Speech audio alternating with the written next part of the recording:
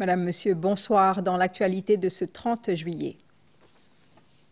Finance Bill à l'agenda du Parlement continue de provoquer des commentaires. Légistes, syndicats, économistes donnent leurs avis. Un forum débat a eu lieu ce mercredi. Plus de 75% des 4,8 milliards de roupies d'investissements directs étrangers du premier trimestre de 2025 vont vers le secteur immobilier. De nouvelles sources émergent. À venir également, l'histoire de Liam, en grade 7, est victime des frappes de son camarade de classe. Liam a été hospitalisé. Ses parents réclament justice. Les besoins des personnes vivant avec un handicap discutés à la State House, les participants renouvellent leurs souhaits pour un projet de loi qui assure leur inclusion durable. Une alerte au tsunami déclenchée à travers plusieurs pays du Pacifique après un séisme de magnitude 8,8 au large de la Russie. L'alerte levée ou rétrogradée à la mi-journée. Et puis à ne pas rater, Enzo dans un pays où la célébration de la tradition orale, entre actes de mémoire et de transmission, l'art du conte, bientôt inclus dans le Foundation Programme pour permettre aux élèves de savourer le plaisir des mots. Bienvenue à vous. 4,8 milliards de roupies d'investissements directs étrangers enregistrés à Maurice au premier trimestre de cette année. Parmi les principaux pourvoyeurs d'IDE dans l'île, la France et l'Afrique du Sud ralentissent, tandis que le Royaume-Uni, les États-Unis et les Émirats arabes unis montent en puissance. L'immobilier reste le grand gagnant, mais les experts réclament un virage vers des secteurs plus productifs. Abdel Boulaki. Les investissements directs étrangers, ou IDE vers Maurice, se sont élevés à 4,8 milliards de roupies au premier trimestre de 2025, selon la Banque de Maurice, contre 6,4 milliards à la même période l'année dernière. Si nous comparons un peu les pays sites, comme on a les Maldives, Jamaïque, Barbados, nous aussi trouvé une baisse dans FDI dans ce pays-là qui est comparable avec Maurice. Donc, nous sommes capables d'attribuer ça qui est une baisse d'investissement au niveau international. Et ça, les pays répercutent aussi à Maurice. Nos deux principales sources traditionnelles, la France et l'Afrique du Sud, sont en repli. En revanche, de nouveaux partenaires émergent. Le Royaume-Uni, les États-Unis et les Émirats arabes unis, chacun injectant plus de 100 millions de roupies dans l'économie mauricienne de janvier à mars dernier. Plus des 3/4 des IDE dans le pays sont orientés vers le secteur immobilier. Une tendance qui se poursuit depuis plusieurs années, mais les experts appellent à une diversification vers des secteurs productifs pour mieux soutenir le modèle de croissance axé sur l'investissement prôné par le gouvernement. Quels sont les secteurs clés qui sont capables vraiment de drive croissance? Beaucoup plus value-added manufacturing. En termes de value-added services, un secteur comme un secteur financier ou ICT, pas qu'à attirer 0,5% de nos FDI inflows. Alors, vous allez revoir d'abord par rapport à secteur prioritaire, la ciblage, who you want in this country, et quel modèle de promotion vous allez avoir. Nous avons plus d'incentives pour attirer un investissement étranger. Nous sommes capables d'avoir un tax framework. Mais nous avons aussi un joint venture fund que nous attirons une start-up, comme Singapour peut faire. C'est plutôt donner à une compagnie dans un secteur que nous sommes capables de montrer que nous sommes vers l'innovation, la création d'emplois, que nous avons une value addition. La Banque centrale note également des investissements directs effectués par des entreprises mauriciennes à l'étranger, totalisant environ 437 millions de roupies entre janvier et mars. Ces capitaux ont principalement été dirigés vers l'Afrique et les Émirats arabes unis dans les secteurs de l'hôtellerie et de l'immobilier. L'Indian Business Council et la Fédération des chambres de commerce et d'industrie indiennes s'engagent à coopérer pour une croissance mutuelle. Un accord de principe a été signé en ce sens. Il porte entre autres sur l'accroissement des investissements et la promotion des échanges transfrontaliers. Madhvija Garnat et Nitu Shajia. Cet accord de principe conclu entre l'Indian Business Council et la Fédération des chambres de commerce et d'industries indiennes vise à élargir les voies de coopération transfrontalière dans différents secteurs de développement. Pour le président de l'Indian Business Council, cet accord symbolise la vision commune de croissance mutuelle. Nous nous engageons à créer un avenir où les commerces en Inde et Maurice pourront se connecter et prospérer ensemble. Cet accord de principe est le symbole de notre vision commune pour le développement économique, la prospérité mutuelle et une meilleure entente entre nos deux pays. Rajiv Wahi de la Fédération des chambres de commerce et d'industries indiennes dira lui que Maurice est un partenaire stratégique et une porte d'entrée vers l'Afrique. Le partenariat entre l'Inde et Maurice n'est pas basé uniquement sur le commerce, mais aussi sur l'héritage partagé, les valeurs et la confiance.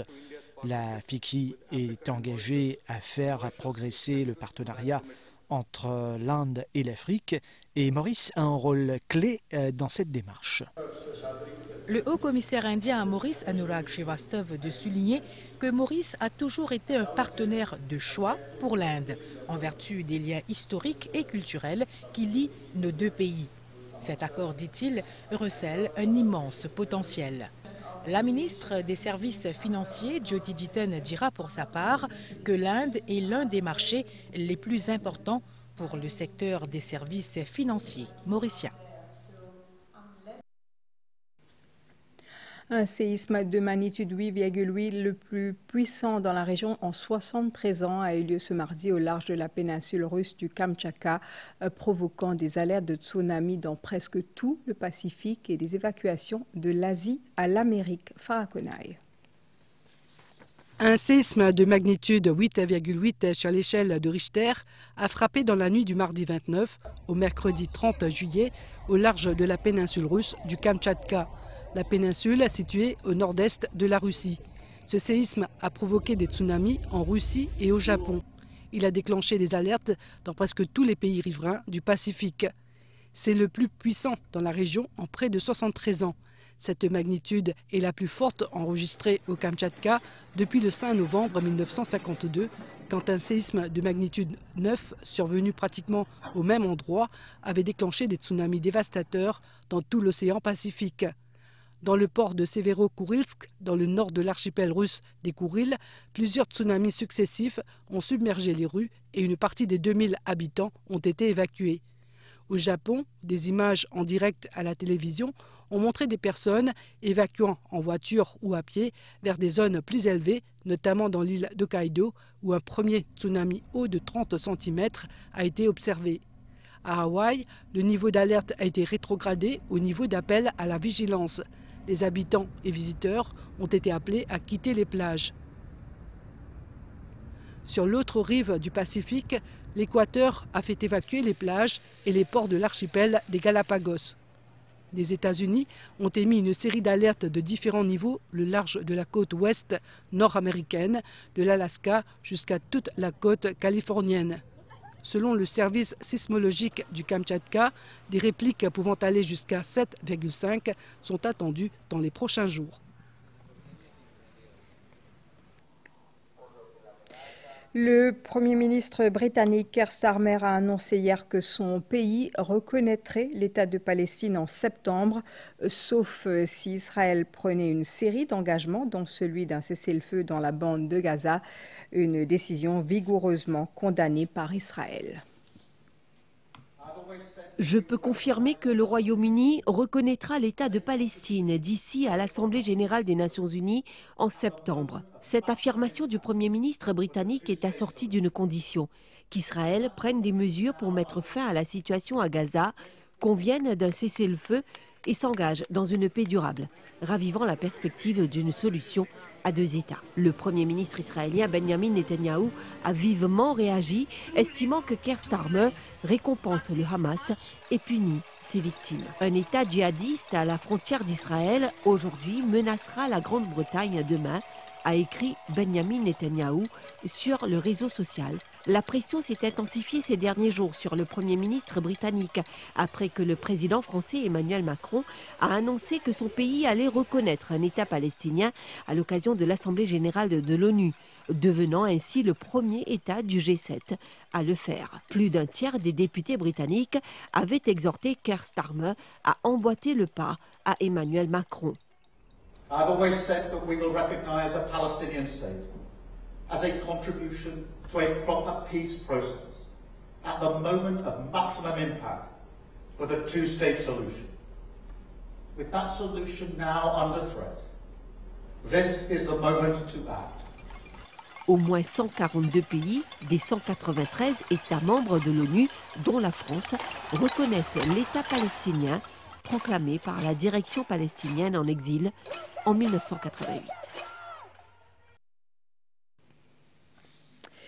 Tour de France Femmes avec cette excellente nouvelle. Kimberley Lecourt de Billot-Pinard enchaîne avec une autre performance exceptionnelle. Elle a remporté la 5e étape cet après-midi, malgré la tentative d'anticipation de ses concurrentes à 700 mètres de la ligne. C'est Kimberley Lecourt-Pinard qui s'est imposée au sprint. La Mauricienne récupère ainsi le maillot jaune qu'elle avait gagné lors de la 3e étape. Elle devance sur la ligne Demi Vollering et Anna van der Breggen. Voilà cette excellente nouvelle. Kimberley Lecourt de Billot-Pinard qui récupère son maillot jaune. On continue. Le nombre de personnes souffrant de la faim dans le monde a légèrement diminué en 2024. Un rapport des Nations Unies note que les progrès ne sont pas uniformes à l'échelle mondiale, puisque la faim continue de progresser dans la plupart des sous-régions d'Afrique et d'Asie occidentale. David Rajkumar. 673 millions de personnes souffraient de la faim en 2024. Jusqu'en 2030, on en comptera 512 millions. L'accès à une alimentation saine s'est légèrement amélioré, atteignant 2,6 milliards de personnes qui n'ont pas le minimum vital pour se nourrir sainement. Le rapport de l'ONU sur l'état de la sécurité alimentaire et de la nutrition dans le monde fait état d'une réduction, du moins sur papier, du nombre de personnes souffrant de la faim. En 2030, 60% des 512 millions qui ne mangeront pas à leur faim se trouveront en Afrique. En Afrique, nous faisons face à des défis majeurs en raison du nombre croissant de personnes souffrant de la faim. La plupart des pays confrontés à une crise alimentaire le sont principalement à cause des conflits. Ces économies sont déjà fortement endettées, ce qui rend très difficile pour elles de couvrir leurs factures d'importation alimentaire. Mais il y a aussi le climat. Et bien que le changement climatique affecte le monde entier, il touche davantage les populations les plus vulnérables. Des facteurs économiques tels que l'inflation persistante des prix alimentaires empêchent la faim de reculer. Le rapport nous montre également que les prix des denrées alimentaires ont augmenté plus rapidement et plus fortement que ceux des autres produits. Cela signifie que l'inflation alimentaire a été plus rapide et plus élevée que l'inflation non alimentaire.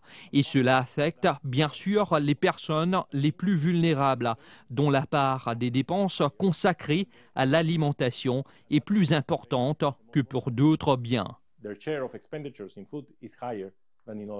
L'inflation alimentaire, constate le rapport, est moins une conséquence naturelle de crise climatique ou géopolitique que le résultat d'un système dominé par une poignée d'acteurs économiques, d'un manque de régulation des marchés financiers et de chaînes de valeur opaques.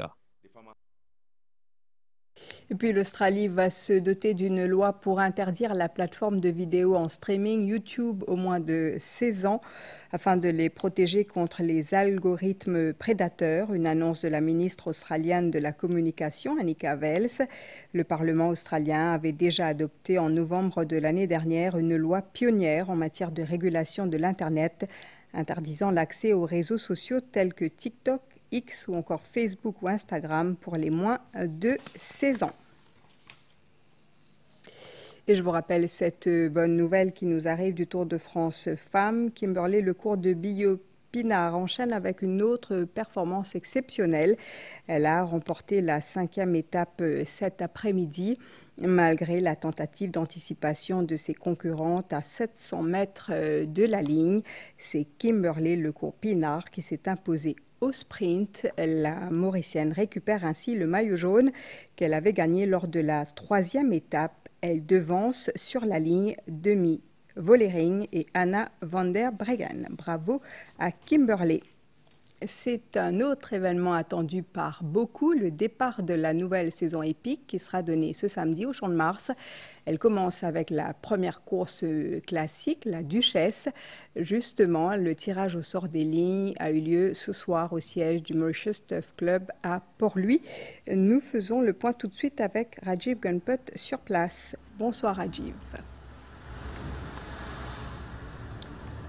Bonsoir Valérie, bonsoir à toutes et à tous. Alors derrière moi, c'est bien sûr le paddock du Mauritius Turf Club, le MTC à travers sa filiale, le MTC Jockey Club qui s'apprête à reprendre ses activités. Donc dès ce samedi, première journée avec la Duchesse, première course classique de la saison. Ça vente un peu ici au Champ de Mars, il fait froid, il est vrai, mais il y a de l'ambiance de l'autre côté pour réchauffer tout ça avec le tirage au sort justement des lignes de la Duchesse. 11 entrées reçues. Pourquoi cet exercice s'avère donc être très important? Tout simplement parce que c'est un départ sur 1400 mètres, des nouveaux coursiers. Et il faut tirer les meilleures lignes. Les meilleures lignes, ça veut dire ici pour les sprinteurs, ligne numéro 1 à ligne numéro 5, ce serait très bien pour les entraîneurs et les jockeys. Ce que je viens d'écouter, le tirage a débuté il y a à peu près 5 minutes. It's Raining William, l'un des favoris annoncés, a tiré le couloir numéro 10, donc pas nécessairement une bonne chose. Par contre, il y a Captain Bonchel de l'écurie Samraj Mahadia, autre coursier à suivre, qui a tiré la ligne numéro 2 et qui pourrait être devant dans cette course, mais bien sûr il y aura les circonstances. Ça continue cet exercice ici ce soir à Valérie. Alors on verra ce que ça va donner. En tout cas, tout est prêt du côté du MTC, de sa filiale, le MTC Jockey Club, pour le coup d'envoi de samedi prochain avec la première journée de la saison. Merci à Rajiv Gunput. Cette nouvelle saison épique a été abordée au cours de l'émission Grand Titre juste avant ce journal sur cette même chaîne. Megan Ponapanakan recevait Santosh Gajadhar, président du Mauritius Turf Club. Il est d'avis que 2025 permettra au club de jeter les bases pour les saisons à venir. Il a également parlé des finances du MTC. En voici un extrait. Est-ce que les finances de MTC rétablies, correctes aujourd'hui? Nous avons beaucoup de dettes, okay, qui nous pour bizarre, mais nous utilisons pour ça d'être là pour nous capables de démarrer les courses. Vous connaissez, MTC, c'est un non-profit. Tout cas, ce qu'il nous fait, nous tirons nos dépenses, qui principalement c'est la paye de nos employés. Nous pouvons distribuer dans 2019 160 millions de stakes money à un entraîneur. Et ça veut dire qu'on a une réserve qui crée tous les ans. Le bulk de nos revenus, les viennent depuis turnover des banques bookmakers et du tout. Ouais. C'est là que nous avons 99% de casse. Les 99%, ils représentent environ une rentrée d'argent de combien par semaine ou par année? Écoutez, à titre speak, nous tu gagner à peu près 12-13 millions par journée. Et aujourd'hui, récemment, quand PTP, le reste de Minor Picture, il a baissé de 5 à 6 millions. C'est ça qui accélère nous le désastre qui finit de dérouler après. Parce que dis-moi, on est dégoûté à les courses. C'est une vérité. Mais aujourd'hui, on trouve l'engouement avec mon pensée qui l'environnement là même changé. Qui vous peut attendre pour samedi en termes d'ambiance et aussi en termes d'événements là lui-même? Hein? Moi, peut attendre une grosse foule, un petit peu nerveux là, parce que nous ne répondre après 3 ans, mais nous commençons à nous dans l'attente de cette année, c'est nous mettre les bases pour l'année prochaine. C'est une saison que nous avons fait seulement 17 journées. Pénant beaucoup cheval qui dans la population qui est capable de galoper, qui peut continuer. Alors, l'attente, c'est nous en rodage, mettre les bases pour que l'année prochaine, ça va prendre 2 ans pour qu'ils nous réussissent à ramener les courses au niveau de 2019. Alors le public doit être patient. Grand titre à suivre les lundis et mercredis à 19h. Inscrit à l'agenda de l'Assemblée nationale, le Finance Bill continue de retenir l'attention de la plateforme syndicale. Le mouvement a mené une nouvelle action ce mercredi sur les mesures qu'il considère être une atteinte aux droits des travailleurs. Chapni Zouzia. Économistes, syndicalistes, légistes, politiciens et observateurs se sont succédés au micro pour expliquer les raisons pour lesquelles ils sont pour ou contre les mesures du gouvernement.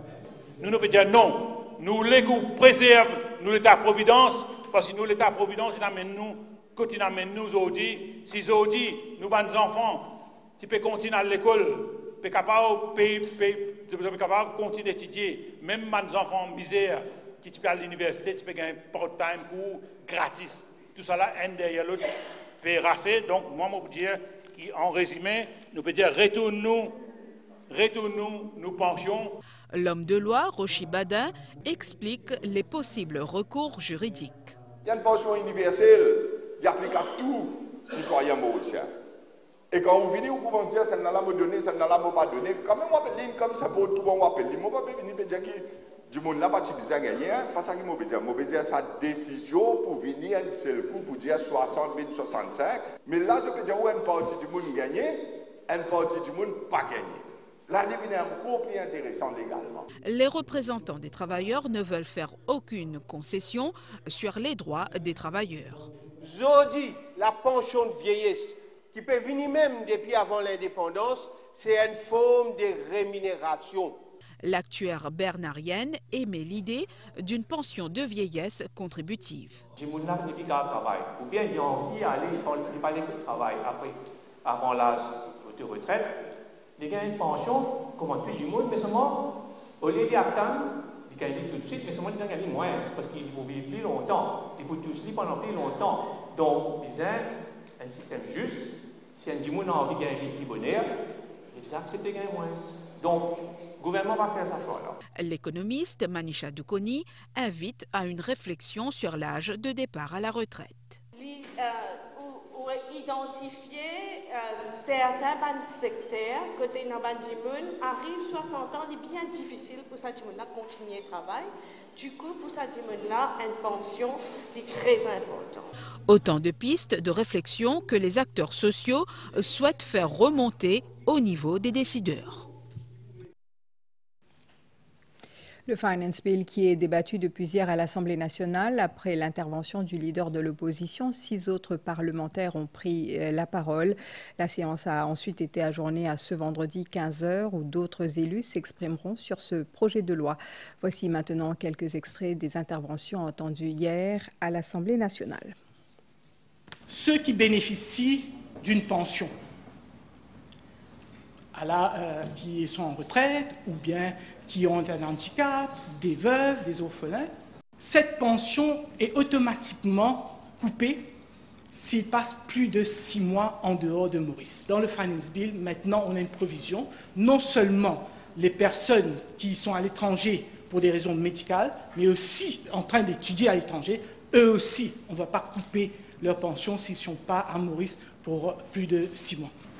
Comme l'a souligné l'honorable Premier ministre, ces amendements interviennent dans le cadre de la réintroduction du PBB, Performance Based Budgeting, pour que Rodrigue soit aligné sur l'amendement de la Finance and Audit Act voté le 18 mars dernier. Madame la Présidente, le PBB appelle à la responsabilité et à la transparence.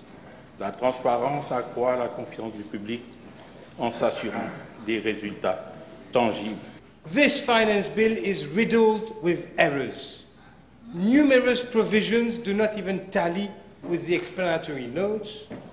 It is an inescapable sign of the amateurism that has plagued this entire budgetary exercise. The budget speech, as read by the Honourable Prime Minister on Budget Day, differs materially from the actual content. The President Amendment to the Regional Assembly Act is not only a reform towards a PBB approach from pragmatism and practicality, but also a meaningful responsible and productive piece of legislation that promote good governance. The proposed amendments in this finance bill, they will provide for a sound ESG, environment, social, governance, risk-adjusted macroeconomic fundamentals.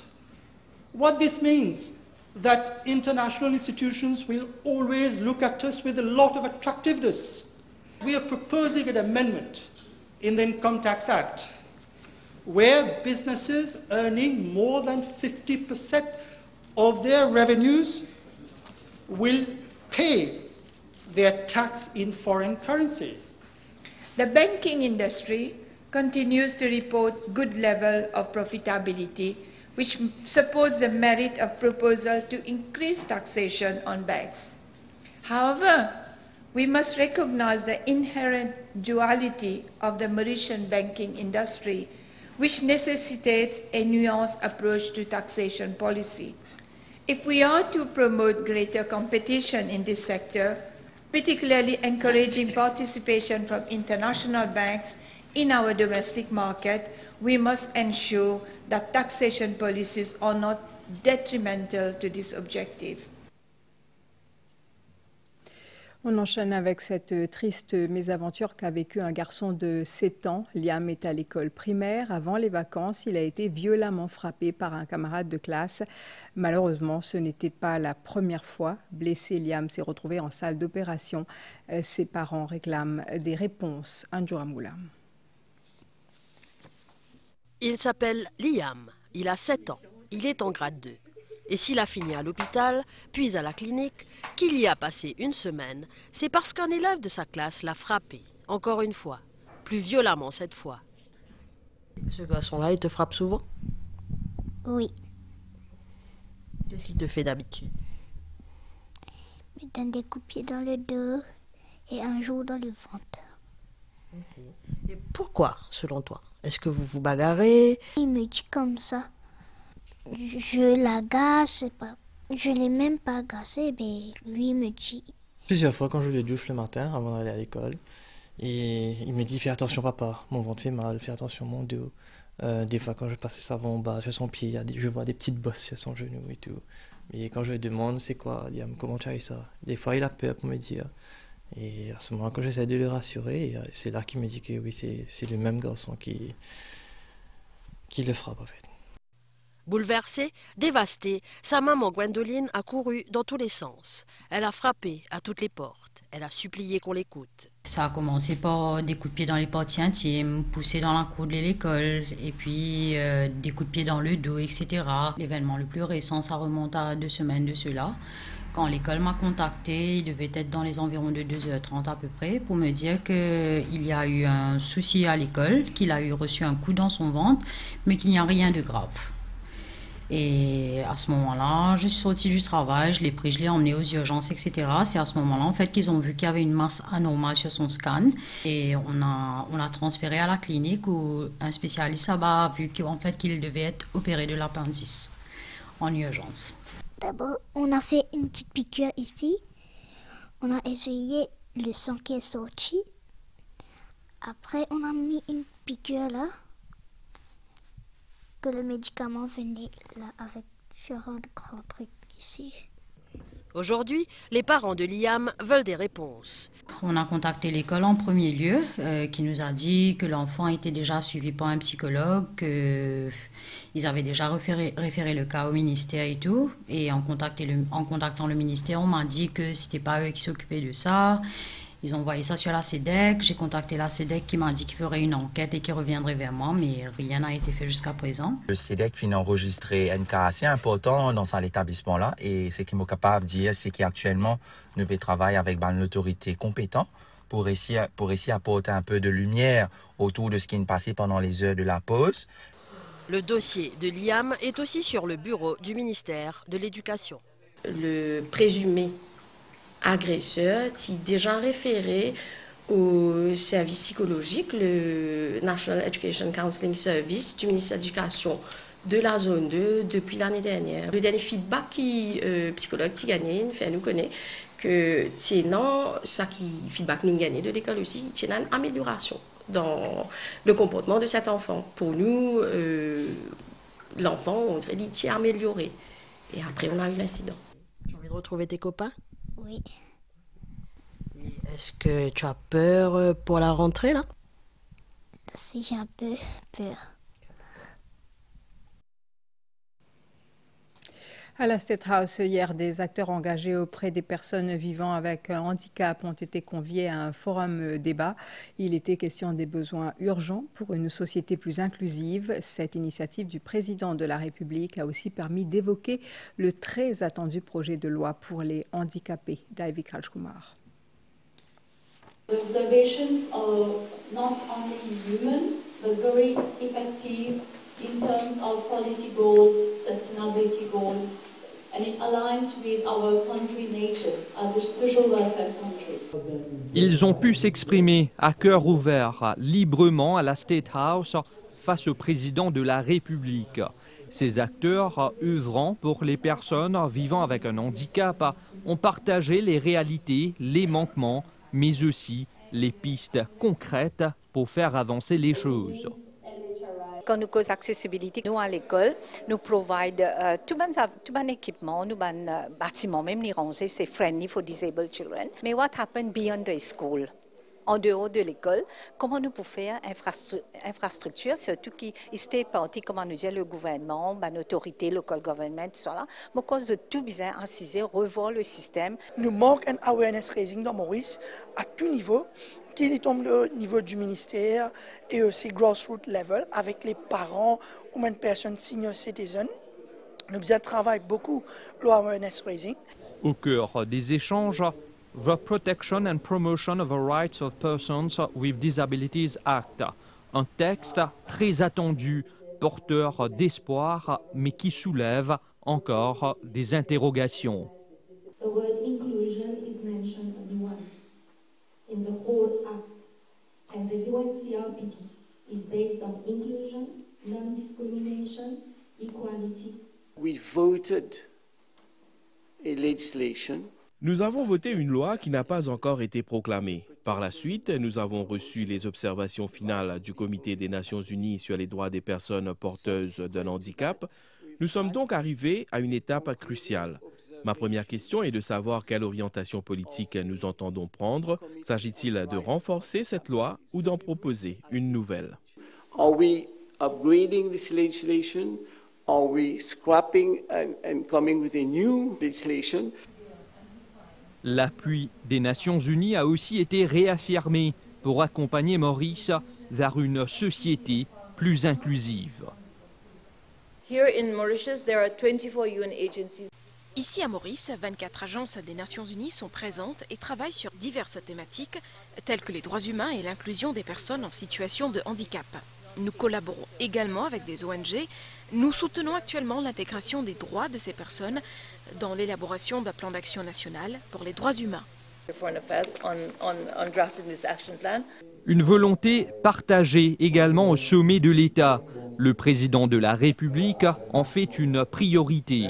Since my assuming office as President of the Republic on the 7th December, j'ai pris un engagement solennel, dédier ce mandat à l'amélioration des conditions de vie des personnes en situation de handicap.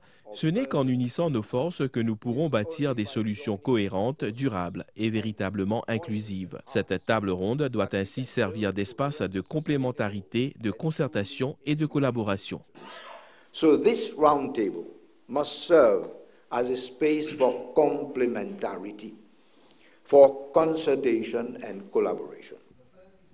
Parmi les recommandations, inscrire noir sur blanc les garanties d'inclusion des personnes porteuses d'un handicap dans la Constitution pour que leurs droits ne soient plus une revendication, mais une réalité. Dans le carnet culturel de ce journal, la Nang Panchami a été célébrée hier. Pour les Marathis, elle marque le début du jeûne dans le cadre de la fête Ganesh Chaturthi qui sera célébrée le 28 août. Une prière spéciale a été dite au Dagotia Marathi Shiv Mandir en collaboration avec les instances officielles de la communauté. Puja Sukalu.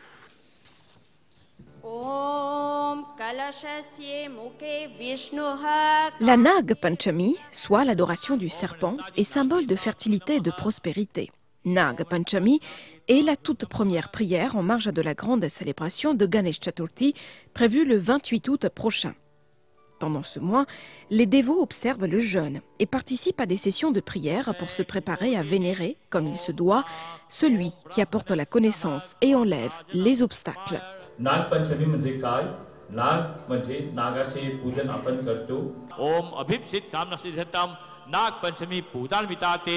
Des offrandes comme du lait et des fleurs sont des marques de gratitude envers le Nag pour avoir enlevé les obstacles avant son départ et ainsi préparer l'arrivée de Ganesh.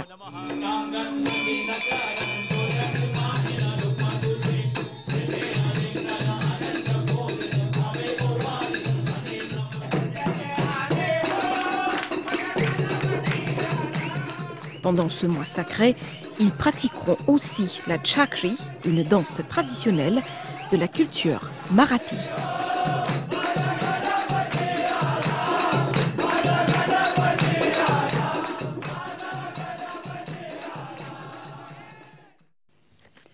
Puis quand l'imaginaire devient mot et que ces mots sont portés par des voix, le Festival du Conte est de retour. Fidèle à ses principes, cette deuxième édition est une invitation à s'évader à travers les histoires d'antan. Les collectifs Enzo dans NPI de Maurice et Causé Comté de La Réunion vous proposent pendant une semaine un programme varié. Sylvana Parimaman. Et quand en bout, ils battent comme ça. Il était une fois le Festival du Conte. Des conteurs de Maurice et de l'île de la Réunion ont enchanté de leurs histoires à ce divers formats. Lectures, ateliers et spectacles. Ici, sur les planches du Codan Arts, sous la direction de Clémence Soupe, un avant-goût de bals animaux. Raconté pour ne pas disparaître puisque le conte fait partie de notre héritage. Dans l'histoire Maurice, le conte il a une place très très importante parce qu'il fait partie de nous patrimoine, nous matrimoine aussi bien sûr, et c'est un héritage, nous avons des histoires longtemps. Il y a beaucoup de monde qui rappellent Tizan, par exemple, Tizan, Tizane, Bolom Loulou, Compère Yves, Compère Zarco. Partenaire de l'événement, Causé Comté de l'île Sœur a fait voyager son public autant par son imaginaire que ses récits de sagesse. Pour le jeune public, l'aspect pédagogique n'est pas à négliger. On se demande souvent, mais les contes, c'est des histoires inventées, c'est pas intéressant. Non, ça structure l'esprit de l'enfant. Ça lui apprend la chronologie, ça enrichit son vocabulaire, ça lui donne une culture générale. Et ensuite, quand il se met à écrire, donc il apprend à rédiger des phrases de façon construite. Il apprend à écrire de la fiction. Apprendre à écrire, enrichir son vocabulaire, l'inclusion des contes dans le programme scolaire est aussi envisagée à Maurice avec l'aide du syndicat UPSI, du MAI et du ministère de l'Éducation. Le projet est en voie d'être réalisé. Déjà, il y a 4 comptes qui rentrent dans le Foundation Programme et nous espérons pour gagner encore. Et nous espérons ça coûte là qui nous pour continuer le travail de concert avec La Réunion, avec nos confrères mauriciens, nos pédagogues, nos bibliothécaires, nos documentalistes, nos gens qui ont envie de donner un coup de main. Lors de ce festival, des ateliers sont prévus pour les enseignants et des lectures comptées pour le grand public. Ce qui nous amène à la fin de ce journal. Madame, Monsieur, merci. Excellente soirée à vous. À demain, 19h30.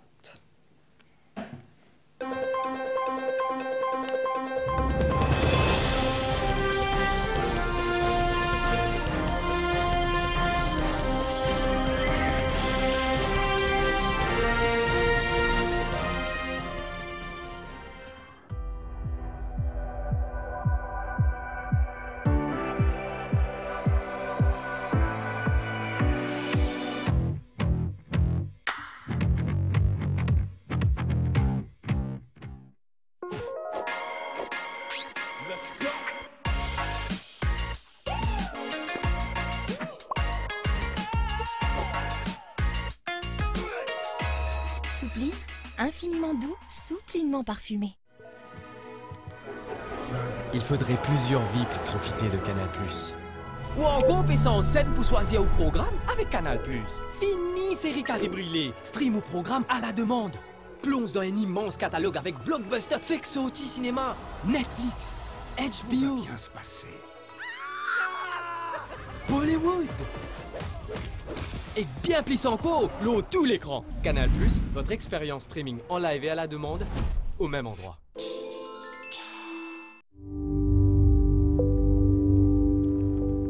Un chocolat fondant et onctueux. Un vrai plaisir qui dure. Goûtez le qui fait l'unanimité. Pour tout achat de 2 produits Cadbury participants, scannez le QR code ou envoyez un message WhatsApp pour tenter de gagner votre part des 350 000 roupies en prix incroyables. Cadbury, there's a glass and a half in everyone. Conditions générales applicables.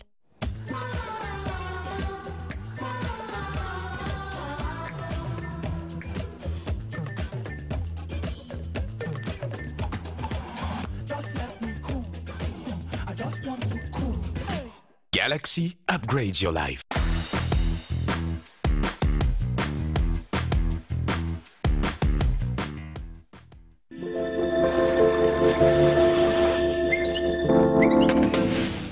Des nuages venant du sud-est influencent le temps à Maurice. Concernant Rodrigue, des nuages associés à un système frontal traverseront l'île dès ce soir. À Agalega, des nuages venant du sud-est influencent le temps local par moment. Information supplémentaire, un avertissement de forte houle est en vigueur à Maurice, Rodrigue et Saint-Brandon et sera valable jusqu'à 16h demain, jeudi 31 juillet 2025. Notons également qu'un avertissement de forte houle pour Agalega a été émis à 10h30 ce mercredi 30 juillet 2025, valable à partir de 16h aujourd'hui jusqu'à 16h samedi 2 août 2025. Sur la carte synoptique, vous pouvez voir ce fort anticyclone qui évolue au sud-ouest des Mascareignes. Prévision pour Maurice, plutôt nuageux cette nuit avec des pluies intermittentes, surtout au sud, à l'est et sur le plateau central. Des poches de brouillard sont attendues dans certains endroits, réduisant ainsi la visibilité. La température minimale variera entre 14 et 16 degrés sur les hauteurs et entre 18 et 20 degrés dans les régions côtières. De faibles pluies persisteront demain matin, principalement à l'est, au sud et sur le plateau central. Mi-couvert en général demain après-midi, avec de faibles pluies sur les terrains élevés. La température maximale sera légèrement inférieure à la moyenne et variera entre 18 et 20 degrés sur le plateau central et entre 23 et 25 degrés dans les régions côtières. Le vent soufflera du sud-est de 25 à 35 km/h avec des rafales pouvant atteindre les 75 km/h dans certaines régions. Il est conseillé au public d'être prudent lors des manœuvres en hauteur et sur les routes en raison de vents de travers. La haute mer est très forte avec des houles et la hauteur des vagues sera de l'ordre de 4 mètres. Les vagues pourraient déferler sur les zones côtières de basse altitude, surtout à l'heure des marées hautes, à l'ouest et au sud. Il est fortement conseillé aux pêcheurs, aux plaisanciers et au public de ne pas sortir en mer et d'éviter les plages. Rodrigue, graduellement nuageux dans la soirée avec des pluies intermittentes. Les pluies deviendront plus fréquentes tard dans la nuit.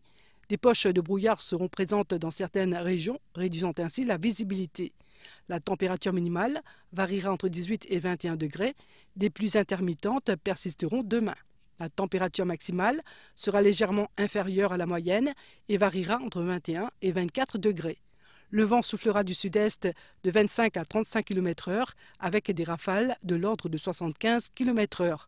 Il est conseillé au public d'être prudent lors des manœuvres en hauteur et sur les routes en raison de vents de travers. La haute mer est très forte avec des houles et la hauteur des vagues sera de l'ordre de 4 mètres. Les vagues pourraient déferler sur les zones côtières de basse altitude, surtout à l'heure des marées hautes, à l'ouest et au sud. Il est fortement conseillé aux pêcheurs, aux plaisanciers et au public de ne pas sortir en mer et d'éviter les plages. Agalega, période nuageuse avec des averses passagères. Une amélioration du temps est attendue demain après-midi. La température maximale sera d'environ 29 degrés dans l'après-midi. Durant la nuit, la température minimale sera d'environ 23 degrés. Vent du sud-est soufflant à environ 30 km/h avec des rafales sous les averses.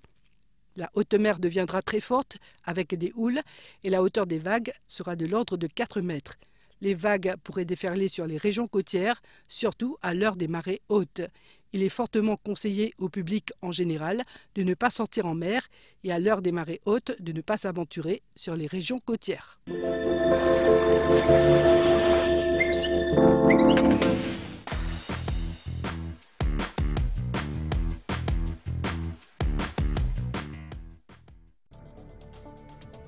Bienvenue à Alliance Services Mauritius. Située à Eben depuis 2012, l'entreprise s'est développée pour devenir l'un des employeurs les plus fiables et admirés de Maurice. Il soutient le groupe Allianz, l'un des principaux assureurs mondiaux en gestion des opérations d'assurance et d'assistance, le support client, la technologie, les ressources humaines et la finance. Ici, à Allianz Tower, nous avons une formidable équipe. 1200 professionnels offrent un service d'excellence et placent la satisfaction client au cœur de leur action. Nos talents délivrent la promesse de l'assurance. Ils développent leur expertise, ils innovent au quotidien. Nous investissons dans nos équipes à travers la formation en continu, des initiatives de bien-être et une culture fondée sur la diversité et l'inclusion. 3 collaborateurs sur 4 sont également actionnaires du groupe Allianz. Assureur officiel des Jeux Olympiques et Paralympiques, Allianz représente l'excellence, l'inclusion et la résilience tant sur le terrain qu'au sein de l'entreprise. L'été dernier, j'ai eu la chance d'assister aux Jeux Olympiques Paris 2024 et aussi représenter Allianz dans la campagne officielle des Jeux Olympiques Paris 2024. Merci Allianz Services Mauritius. Travailler ici me permet de gérer ma vie professionnelle et aussi ma passion pour le sport. C'est cette flexibilité qui rend cet endroit spécial. Chez Allianz Services Mauritius, nous croyons en une culture work hard, play hard. Nous célébrons les succès, nous nous soutenons mutuellement et nous créons un environnement où chacun se sent respecté et valorisé. Vous cherchez une carrière enrichissante? Rejoignez l'équipe d'Allianz Services Mauritius. Visitez-nous sur le www.careers.allianz.com.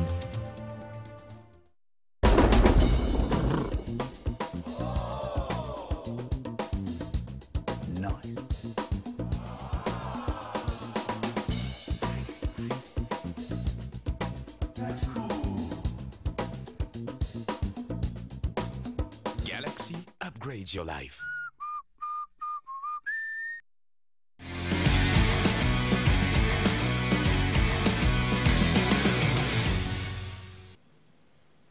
Bonsoir à toutes et à tous et merci d'être avec nous pour cette page des sports. Cyclisme d'abord avec le Tour de France Femmes. Notre compatriote Kimberly Lecourt de Billot-Piénard enchaîne avec un autre exploit, celui de remporter une étape du Tour de France. Elle a remporté la 5e étape cet après-midi. Déjà vêtue du maillot de leader sur la 3e étape, la championne de Maurice a repris la tunique des épaules de Marianne Vos après son succès au sprint dans un groupe de 7 favorites qui se sont disputés la victoire en ce mercredi sur la 5e étape du Tour de France Femmes. Pauline Ferrand-Prévot, 5e de l'étape, se replace en 2e position au classement général. La 5e étape de ce Tour de France Femmes a été disputée sur un peu plus de 165 km entre Chasseneuil, du Poitou et Guéret. La 6e, demain, sera disputée sur 124 km entre Clermont-Ferrand et Ambert.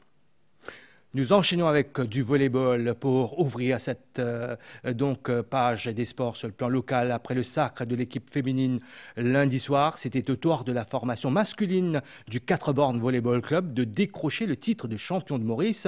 Un sacre confirmé hier soir au terme de la victoire 3-7-0 face à Fauconflac-Camp-Itier au gymnase Panditsa Adeu à Vakwa. Voici le compte-rendu de Robert Deschambault et Ashley Sitana. Le 4 bornes Volleyball Club a livré une prestation de grande classe face aux champions en titre Fauconflac-Camp-Itier en s'imposant 3-7-0. Une victoire sans appel, 25-18, 25-18 et 25-16 qui scelle définitivement le sort du championnat. Avec ce succès, la passation de pouvoir est désormais actée. Fauconflac cède son trône à une formation 4 bornaise ambitieuse et bien organisée.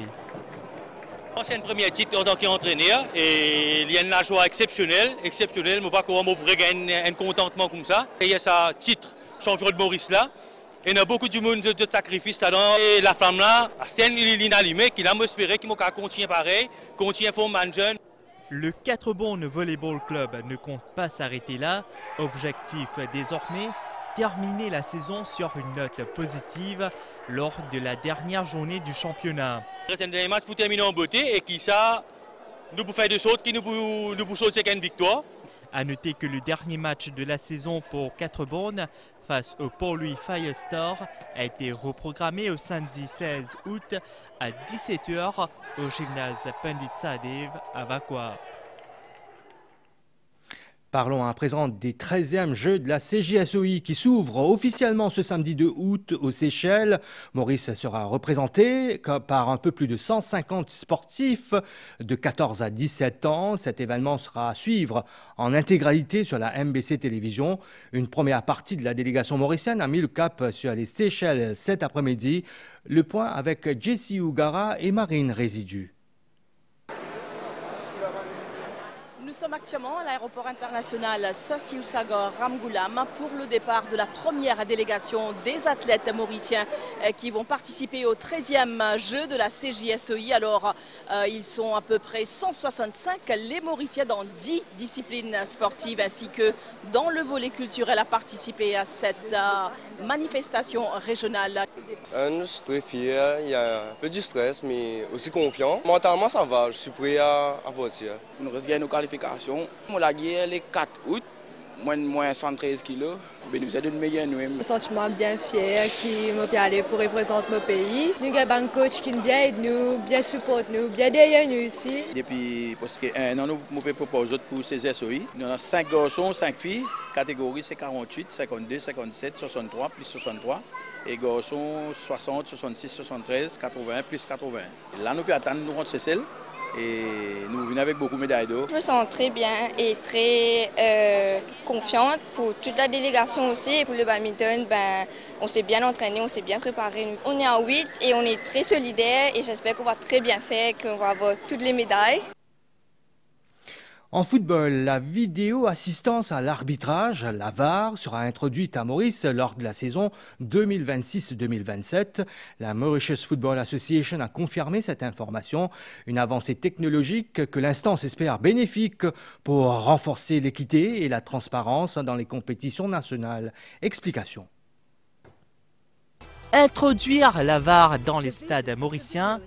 L'option de la vidéo assistance à l'arbitrage est sérieusement envisagée par la MFA. Nous pouvons bien continuer à avancer. Peut-être d'ici la fin de la saison prochaine, nous pouvons bien commencer et installer VAR. Parce que nous, la Ligue, peut-être pas pour reconnu, et donc au niveau international. Mais pour moi, c'est septembre 2026. Peut-être démarrage prochaine saison. Mais tout, fallait tout une démarche aboutie. Avec ce support technologique, l'instance de Trianon espère renforcer l'équité et la transparence dans les compétitions nationales. Nous tous, à nous compte, y compris Bandarbit même, qui ont besoin de continuer de travail pour améliorer. Donc, non, il n'est pas parfait. Mais nous aussi, nous commandons pas mal d'équipements. Là, d'ailleurs, je peux trouver, depuis demi-finale, la Corée Joachim, Bandarbit peut servir oreillette pour communiquer. Et l'idée à l'avenir, c'est que nous gagnons ça et nous sommes capables d'installer nous voir aussi qui peut aider aussi à améliorer le système. Même si la VAR devrait être opérationnelle en 2026-2027, la MFA se focalise aussi sur la prochaine saison. Elle débutera en octobre prochain. Le coup d'envoi de cette nouvelle saison sera donné avec le traditionnel MFA Charity Shield opposant le cercle de Joachim à la Q-Waves SC. Sur la scène internationale, en match amical au Japon, Liverpool a disposé des Yokohama Marinos par 3-1 cet après-midi. Florian Wirtz a marqué son premier but sous les couleurs des Reds. Nyoni et Ngumoa sont les deux autres buteurs pour le club de la Mersey. Pour sa première avec son nouveau club, Hugo Ekitike n'a disputé que la première période. La préparation de la bande à Arneslot se poursuivra face à l'Athletic Bilbao ce lundi 4 août à Anfield. Liverpool qui, comme vous le savez, a laissé partir Luis Diaz. Celui-ci a complété son transfert au Bayern Munich en ce mercredi et s'est engagé avec le club bavarois pour 4 ans, soit jusqu'en 2029. Le montant du transfert est estimé à 75 millions d'euros. Un marché du transfert en pleine ébullition avant même le mois d'août. Les grands clubs européens peaufinent en effet leur effectif, à l'image de Manchester City qui rapatrie un jeune gardien formé au club en attendant peut-être Alexander Isak. Liverpool joue un autre joli coup en soufflant une pépite à Arsenal et le Real Madrid confirme un changement symbolique avec Kylian Mbappé qui hérite officiellement du numéro 10. Les détails dans ce reportage. Manchester City a officialisé l'arrivée de James Trafford, le gardien de Burnley, pour un peu plus de 30 millions d'euros. Un retour à la maison pour l'Anglais de 22 ans, formé chez les Citizens. Il portera le numéro 1 et s'est engagé jusqu'en 2030. Liverpool tient sa nouvelle pépite. Le club a trouvé un accord pour le transfert de Will Wright, attaquant de 17 ans en provenance de Salford City. Arsenal avait déjà trouvé un terrain d'entente avec le club, mais Liverpool a finalement devancé les Gunners en obtenant également l'accord du joueur. Considéré comme un très grand espoir, Will Wright a passé sa visite médicale ce mardi. Il s'engagera jusqu'en 2028 avec les Reds. Et c'est désormais officiel, Kylian Mbappé portera le numéro 10 au Real Madrid. Un numéro symbolique laissé vacant après le départ de Luka Modric vers l'AC Milan.